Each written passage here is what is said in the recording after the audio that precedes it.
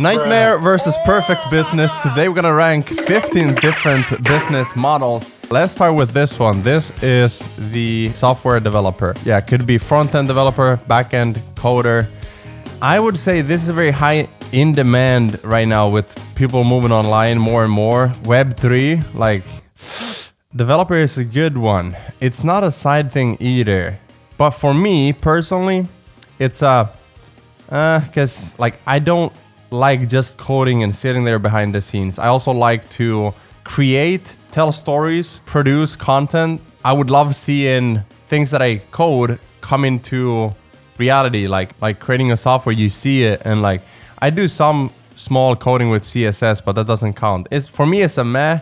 I think in terms of like a business opportunity, if you want to make a lot of money, like yeah, it's definitely a good one. It's just a long learning curve, and so I guess it could be a side chick. Like you can learn it on the side. Anyways, you could probably start there and then you move it up. Clothing brand. I would put this one kind of like a meh because profit margins. I love wearing my own designs. This one is not my own design.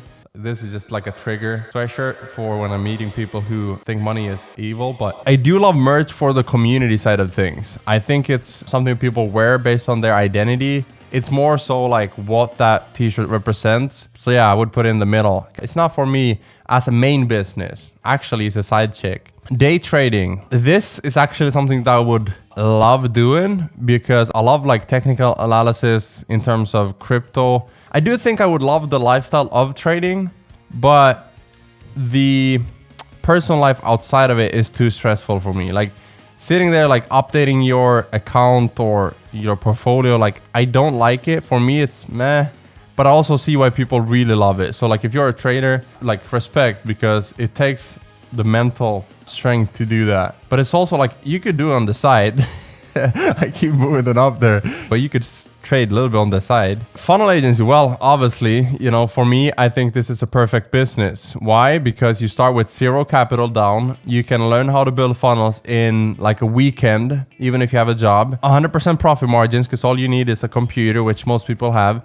And so the profit margins is I get paid 2,000 or 3,000 or 5,000. I keep all of it. Like I'm not spending that to fulfill on it. All you need is like Clickfunnels or the software. And so you can build hundreds of funnels and still have the same low cost. You have like over 90% profit margins. And you also feel like creatively fulfilled because you get to build a lot of stuff, be creative. And you get to learn a lot of stuff. Like let's say you build a funnel for a coach. You get to see inside of their business, the messaging, the copy, the offer, the tech stuff. And so everything that I've built in my funnel business has helped me in other areas of life as well. Crypto mining. Well, this is actually something I used to do 2017. We had a chart. I forgot what the website is called, but you can see which one is the most profitable.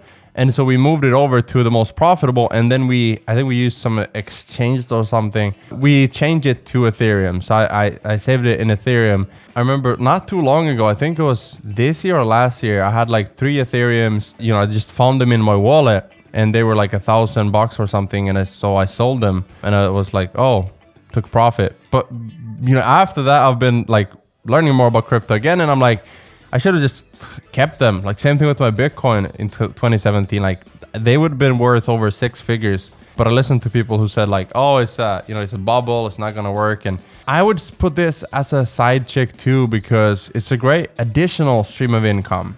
But I wouldn't focus, like it's pretty passive, but you got to build a mining farm to really keep as your main business, I feel like. So blog.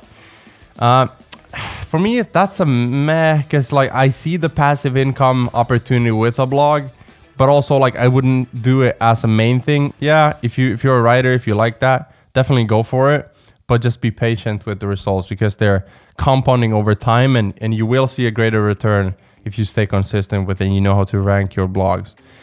All right, a supplement company. This is kind of like the t-shirt, like merch. But for me, I would put it in Nightmare because like there's so many out there of these already. And you really have to build I feel like you really have to build a big personal brand. For example, if you're big into the carnivore diet, like keto, or maybe you're a vegan and you build a community around that and you want to promote a specific product in the supplement industry, like I could see that work. In my opinion, like you don't want to be just a white label supplement brand, which is just another way of saying they have the product, I'll just slap my logo on it.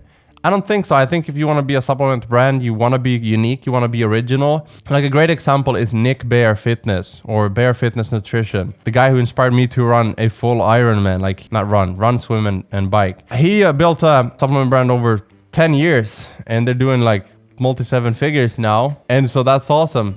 But you can also see the dedication over 10 years. Big YouTube channel as well. So I think like I'm looking at things from how can I start a business from zero with no presence online, no experience versus like, okay, what's the long-term play if I do these things? So like supplements for me, it's kind of like a nightmare until you actually start making money. And then I would move it up here to like the perfect, I don't want to say perfect business, but like a good business. All right, YouTuber. I would say great side chick because it's very like mentally, not draining, but it's like you gotta come up with new ideas. You have to stand out. And you have to know how to rank your videos. Like beginning of this year, we recorded like 48 videos and like 2 video editors, and we planned out videos and we did a lot of stuff, and YouTube didn't grow. Like it was slow at first, and even now it's like still slow. The good thing about my audience is that they're very niche, and so we're entrepreneurs. A lot of people are funnel builders, funnel designers. It is a great platform to build your brand for sure. Because like on Facebook, you post something, it drowns. Right? Like nobody sees it in 6 months. On YouTube, people can see it 6 months from now, 6 years from now. Like that's what I love about YouTube. So it's a great opportunity for sure. You just got to know how to monetize it. Don't just rely on like AdSense. You want to build a funnel like for yourself or for others, but for yourself, like from YouTube, use that as the traffic source to drive people into your email list and like build a community, a Facebook group, and a free offer and a paid offer or multiple paid offers. All right, we have web design agency. I would say just like the funnel, I think that's a great one as well. Is it perfect? Well, I would say none of these are 100% perfect because if you want to have 100 clients and make 300,000 per month, like you have a big team and there's a lot of things that goes into that, like managing a team, creating the SOPs, like account management and like all that stuff that any agency would have, like SEO, content. You know, in my opinion, it's definitely scalable, but it takes more work and like headache than being the perfect business, if you know what I mean. Me personally, I don't want to have a big team. I want to have a lean, effective team and mean profits instead. So then we have film making business or video marketing agency. So this is a great one because videos are obviously getting more popular in marketing. I would say you want to adapt. So like I'm seeing people starting TikTok ads agencies. I'm seeing people learn how to shoot commercials that are not like big like studio productions, but at home. Also like editing and producing YouTube videos for creators is a great opportunity for people as well. In terms of, again, having like a big agency with multiple people, I just think for me, it's not the perfect. In fact, that's like a meh, But if you're doing it for someone where you can actually enjoy your life, I think that's a great business. Obviously, this could be the perfect business for someone out there. For me, just because I don't like video that much, I don't know why I put it like on the side. You gotta do it all in. You gotta go all in. But it's like almost there. I guess if you structure it the right way, it could be the perfect business because let's say that you build like long term, you build up your own personal brand as well. And then you sell presets, lots, video editing courses, like, okay, real estate investing. Obviously, this is a great business model as well. I would say this is also like a perfect business if you know what you're doing. The only thing I don't like, a couple of things that I don't like. In real estate, you need to have some money up front. And I know people say like how you can start with no money down. Depends where you live. In Finland, you have to have 15%, like unless you go and find like private equity investors. It's not common in Finland. Like in US, I know it is. So again, is it the perfect business? I would do on the side. And I know I have like a lot of side chicks now. I would do on the side because for like a long-term investing vehicle, because I would also hire property managers. So like I would make less in the short term, but then in 10 to 15 years, they're paid off by the tenants. I know you can also buy cheap, renovate, refinance, and use some of that money to buy the next one. And I know there's a great opportunity in there. For me, the passion isn't there. Like if you take real estate versus crypto, like I love crypto more because it's like decentralization is the future, Web3, blockchain, anti-corruption with the blockchain, trackable, NFTs. I like it more. What can I say? Online courses is the perfect business? No, it's hard to make an online course that is perfect. That's actually perfect.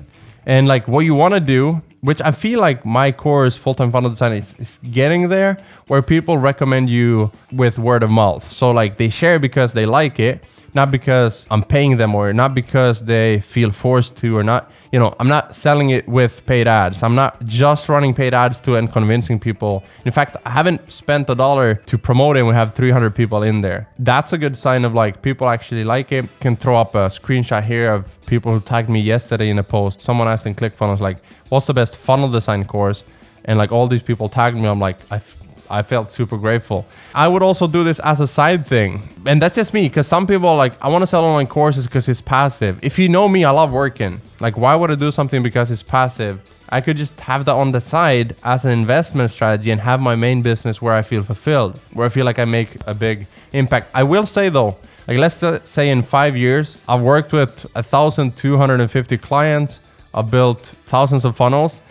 And I'm like, okay, now it makes sense because of maybe the audience on Facebook has grown in the community. Like I have almost 4,000 people there. On YouTube, like if things grow and we see a demand from like people having all these questions, then instead of me building funnels that are like done for you, if I just keep creating assets, like here's a template for you, for this industry, and like I keep adding more things, ClickFunnels 2.0, and like I always update what I have, then 1 million people, 5 million people could use that one thing that I create because they're digital assets.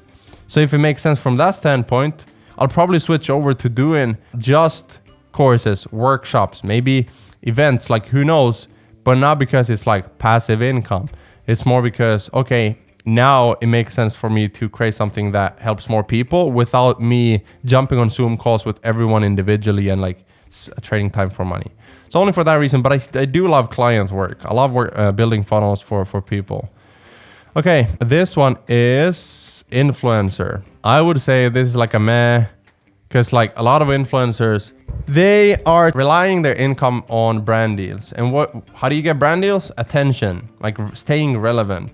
I feel like a lot of influencers are reliant, they're almost desperate to promote brand deals. Even I know a lot of people who promote things they don't want to, but they need the money. Like they already quit their job, they're an influencer. I believe more in entrepreneurship and being a creator with your own products, because if you're proud of what you do, if you're good at what you do, then just help people with your own services, your products, and don't sell a lifestyle. Instead, sell your services, the things that you can produce for people, the result that you can give people. Affiliate program. So affiliate marketing is, I would say, great. It's a great side chick. It's a great thing to do on the side if you know how to do it. Like leverage what you already have. Like me, for example, I have a link in the description to get 2 weeks of free ClickFunnels. I'm not making that much from ClickFunnels. Some months I probably make 700 or 1,000. But my goal is to grow that over time. I'm not in a rush. Like if you have, I think I have 5, 6 or 7 income streams. So I want to be the best at one thing, and that's funnels. And then I know like the other stuff comes naturally. So that is the tier maker, or to the tier online business tier list, whatever you want to call it. Which one would you choose? Which one is the perfect for you and which one is the nightmare? Or do you even have one where you say, man, if I had to do that, if I had to code, if I had to trade, if I had to design, if I had to write, if I had to have this business, I would rather work at CNN. So anyways, that's it for this video. Hopefully you liked it. Smash the like button, subscribe if you haven't, and I'll see you in the next one.